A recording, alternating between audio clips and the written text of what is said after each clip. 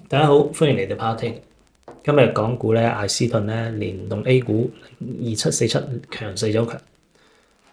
基本上 A 股裏面艾斯頓咧直接升停，帶動港股咧同步拉升。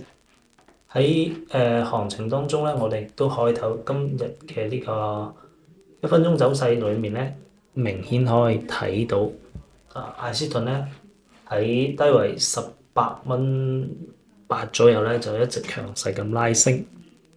全日咧係震盪上行嘅，板塊同埋基本面咧係共振咗主導嘅行情。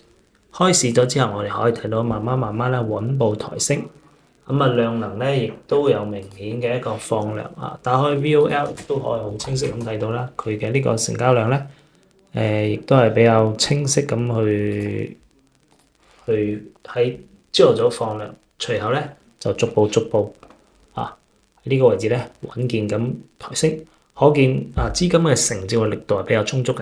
尾盤嘅時候咧由高位震盪，成交量咧明顯放大，資金做多嘅意願都比較強。淨流入嘅一個情況咧係機構資金集中入場嘅，散戶咧同短線嘅游資仔咧就有出貨嘅一個跡象。不過咧整體而言咧可以睇到啦，成個情緒都係比較好嘅。上升嘅核心嘅邏輯，一係基本面拐點出現啦。2026年第一季度嘅淨利咧同比大增674%。第二咧係目前嚟講就係話啦，政策面裡面催化比較密集，人機人落地啦。機人賽道啦，迎嚟多重嘅利好，同埋咧 A 股咧都支持港股繼續向上走。